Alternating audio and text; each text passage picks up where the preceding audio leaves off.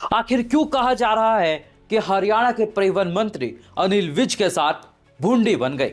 हरियाणवी में कहा जाता है यह वर्ड, इसका मतलब है कि बहुत बुरा हो गया। जी हाँ, बिल्कुल। नमस्कार, हिंदुस्तान नाउ देख रहे हैं आप और मेरा नाम है तुषार शौरान। हरियाणा सरकार के मंत्री अनिल विज हर बार सुर्खियों में रहते हैं। पिछले कुछ दिनों से आप एक सोशल मीडिया पर वायरल वीडियो भी देख रहे होंगे, जहां पर अनिल विज इंस्पेक्टर को लताड़ते हुए दिखाई दे रहे थे। लेकिन अब ऐसा क्या हो गया अनिल विज के साथ, जिसके बाद कहा जा रहा है कि विज साहब के साथ तो भुंडी बन गई। उसके पीछे की वजह यह है कि प्रधानमंत्री नरेंद्र मोदी कुरुक्षेत्र आए थे, जिसके बाद गाड़ियों का काफिला निकल रहा था। लेकिन गाड़ियों का काफिला जब निकला तो अनिल विज साहब गाड़ियों को हाथ करते रह गए, लेकिन अनिल विज साहब को गाड़ी में लिफ्ट नहीं मिली। यह वीडियो सोशल मीडिया पर खूब वायरल हो रहा है और बताया जा रहा है कि कैसे अनिल विज साहब की पार्टी के अंदर कदर कम हो गई है। अगर मैं आपको बताऊं तो अनिल विज कौन है, तो उसका सीधा उदाहरण यह है कि हरियाणा की राजनीति का सबसे ईमानदार, सबसे कर्मठ और सच बोलने वाला नेता अनिल विज है। वाकई अनिल विज अपने कड़े तेवरों के लिए जाने जाते हैं। अनिल विज जब हरियाणा के स्वास्थ्य मंत्री थे और गृह मंत्री थे तो हरियाणा में कानून का बोलबाला रहता था। कहीं पर मर्डर नहीं होता था, कहीं पर लूटपाट नहीं होती थी। और हॉस्पिटलों की अगर मैं बात करूं तो हॉस्पिटलों में काफी सफाई और सुरक्षा देखी जाती थी। लेकिन अब सब बदल गया है। अनिल विज साहब कहा तो जब हरियाणा में बीजेपी की सरकार बनी नंबर 2 का ओहदा रखते थे और आज केवल एक मंत्री तक बनकर रह गए हैं।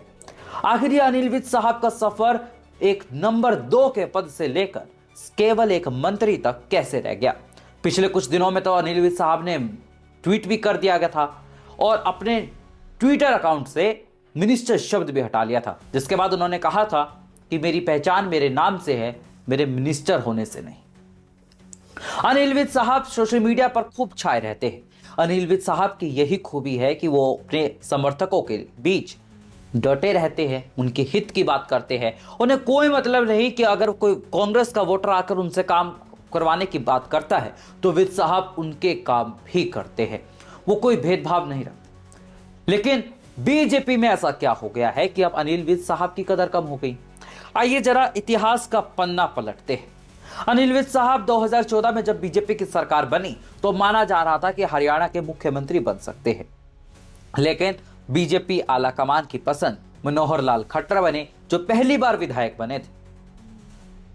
आपको मैं यह भी बता दूं कि अनिल विज साहब तब से हरियाणा में विधायक है जब बीजेपी कहीं नहीं होती थी, केवल एक विधायक आता था, वो थे अनिल विज। चलिए, मनोहर लाल खट्टर को मुख्यमंत्री बना दिया, लेकिन उसके बाद अनिल विज साहब को नंबर 2 का ओहदा मिला। 2019 के विधानसभा चुनावों में बीजेपी बहुमत के आंकड़े से चूक गई। अनिल विज साहब ने सवाल अपनी सरकार पर उठाए और यही उनकी खासियत है कि वो अपनी सरकार पर भी सवाल उठा लेते। उनका पद थोड़ा सा कम कर दिया गया। नायब सिंह सैनी की सरकार बनी। सैनी सरकार में उनके खिलाफ कुछ कैंडिडेट्स उतरे चुनावों में, जिसकी वजह से अनिल विज साहब बहुत कम अंतर से जीत पाए। उन्होंने कहा कि किसी लोगों को ऊपर वाले का आशीर्वाद है, इसीलिए अंबाला में यह सब हो रहा है। इशारों इशारों में सीएम सैनी पर हमला बोल गए थे अनिल विज साहब जब।